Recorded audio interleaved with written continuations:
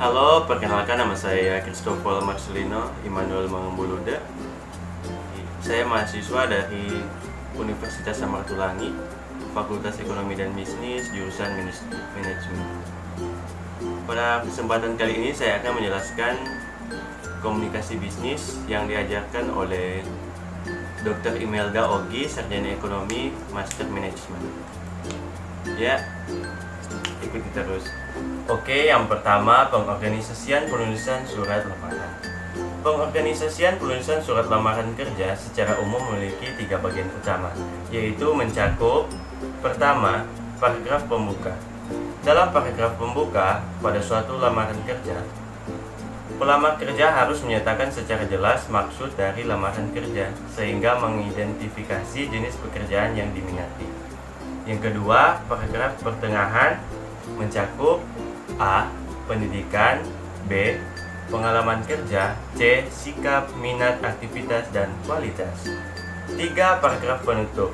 Paragraf terakhir dari surat lamaran kerja pada umumnya berisi suatu harapan, tindakan, atau action sebagaimana yang terdapat pada surat-surat. Oke, kita bisa lihat yang kedua, pendekatan AIDA dan tips untuk pelamar kerja. Pendekatan AIDA, sebagaimana penulisan resume, penulisan surat lamaran kerja juga perlu menggunakan pendekatan yang mencakup: pertama, attention, 2, interest, 3, desire, 4, action. Oke, yang perlu diperhatikan bagi pelamar kerja harus mempunyai kualifikasi atau pengalaman kerja untuk posisi pekerjaan yang dikehendaki. Tunjukkan hal-hal yang positif. Usahakan surat lamaran kerja rapi, bersih, dan menarik. Tulislah surat dari sudut pandang pembaca, bukan dari sudut pandang penulis. Tekankan hal-hal yang membedakan dengan pelamar lain. Berikutnya, masalah dalam penulisan resume. Beberapa masalah yang timbul berkaitan dengan pembuatan resume antara lain adalah: A.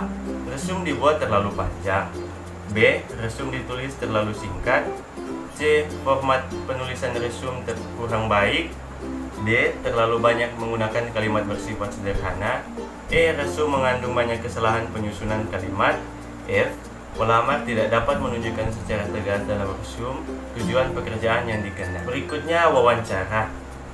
Pengertian wawancara adalah salah satu hal yang harus dilalui saat ada lowongan pekerjaan yang sudah dilamar. Wawancara merupakan komunikasi antara dua pihak dan mempunyai tujuan.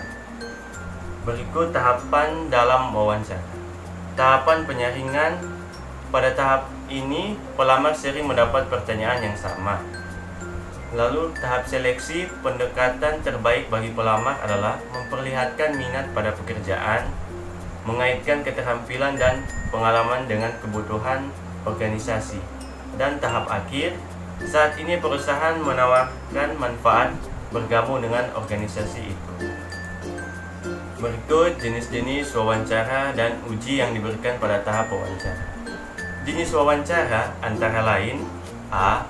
Wawancara terstruktur, B. Wawancara terbuka, C. Wawancara tekanan, D. Wawancara kelompok, E. Wawancara video, F. Wawancara situasional.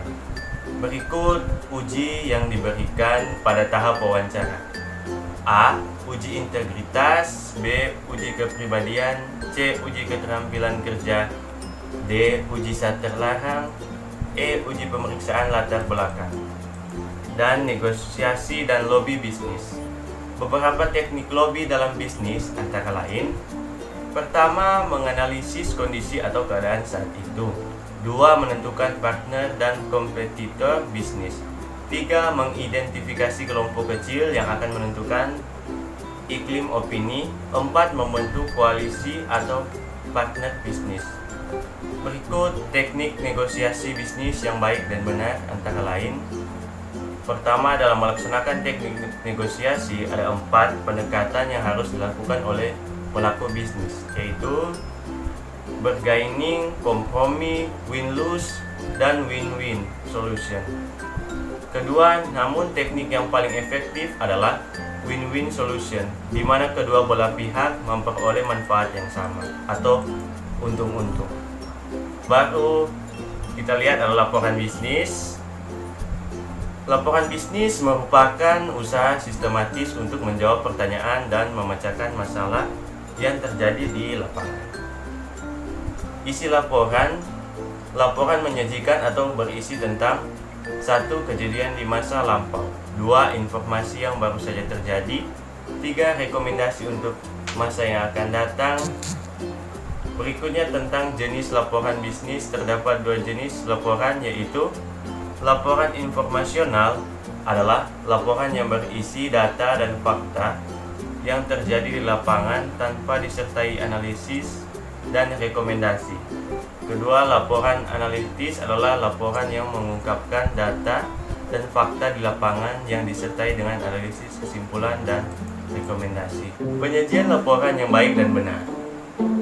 Cover depan, halaman judul, kata pengantar, daftar isi, eksekutif summary, isi laporan per bab sesuai outline, lampiran, cover belakang.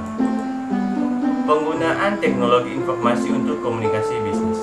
Oke, kita bisa lihat pengertian internet adalah sebuah jaringan komunikasi global yang menghubungkan beberapa jaringan komputer dengan berbagai tipe maupun jenis dengan menggunakan tipe seperti satelit, telepon, handphone, maupun yang lain.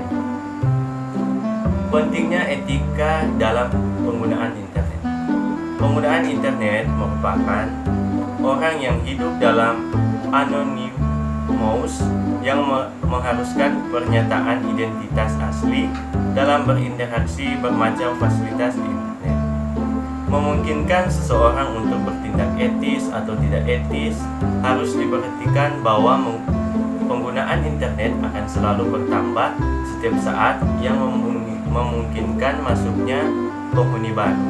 Untuk itu, mereka perlu diberi petunjuk agar memahami budaya internet.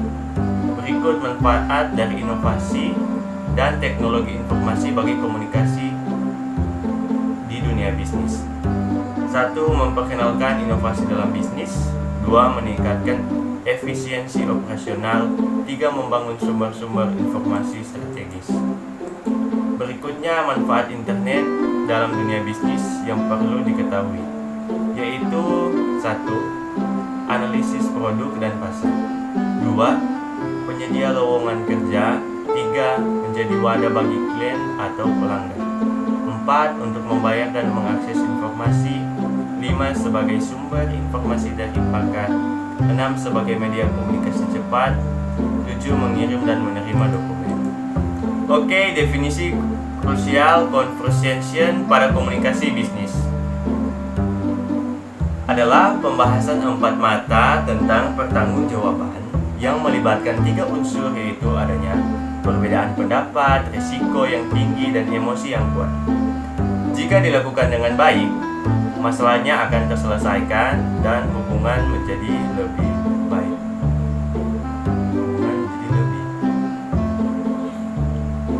Lalu hal-hal yang harus dilakukan sebelum dan sesudah confrontation.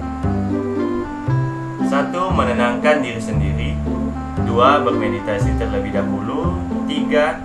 Tahu apa yang akan dibicarakan. 4. Menyetujui rencana dan menindaklanjutkannya. Lalu berkonfrontasi dengan aman. Untuk melakukan konfrontasi yang baik dan aman, dibutuhkan kemampuan dan berkonfrontasi. Seringkali ketika melakukan konfrontasi permasalahannya tidak terselesaikan dan malahan membuat masalah menjadi lebih rumit. Konfrontasi yang dilakukan seringkali langsung kepada sebuah penuduhan tanpa melalui proses klarifikasi terlebih dahulu.